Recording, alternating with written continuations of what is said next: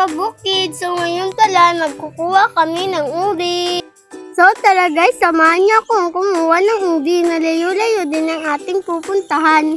Char, malapit lang po talaga. So ayan guys, kung ganyan ang inyong daan, mag-iingat kayo sa paglalakad. Bakit kayo ay matisod. May dala pala akong hitak para pang putol sa mga damong nakaharang. At gagamitin din namin pamputol sa ubi. Nga pala guys, malapit na tayo sa ating pupuntahan. Parang nauna na nga si mama at kailangan na nating bilisan. Ang bagal kasi kaya napag-iiwanan. Ito na nga ang aming tanim na mais. Ang lalaki na nila, diba? Ang dali nilang tumaas. Sana all madaling tumaas. Ayan at nauli na nga tayo. Sisimula na nga si mama magbungkal ng lupa kung saan nakatanim ang ubi.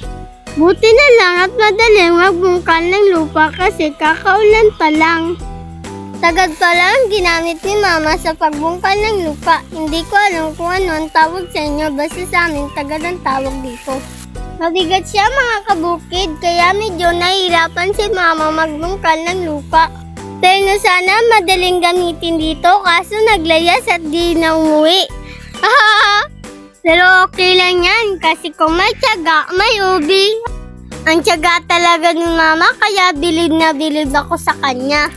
Guys, sarol! Ginamitan na nga ni mama ng kamay sa sobrang bigat ng tagad. Buti na lang hindi napanis. Ako ay natanim kapirasong ubi, nagtumuboy ubi, namunga nag-ubi, ng aking pipitasin. Ng aking bukayin, namunga nilalim na panabugi, ang haba-haba na. Ganyan talaga mga kabukid. Kailangan kantahan para ma-ibsa ng pagod. Na, malapit na. Ang lalim na ng naukay namin mga kabukid. Ang haba pala ng ubi. At ayan, kumakapit pa nga siya. Sana all, kumakapit pa. Char! Ayan mga kabukid, malapit na nga siyang makuha. Charan! Ito na ang aming ubi. Nakuha na siya. Bumitaw na din. At dahil tapos na nga natin makuha ang ubi, kailangan na natin takpan ng butas mga kabukid.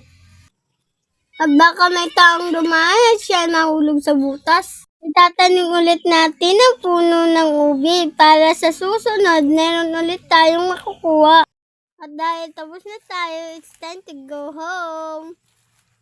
Please like and share. See you on my next vlog mga kabukid. Bye!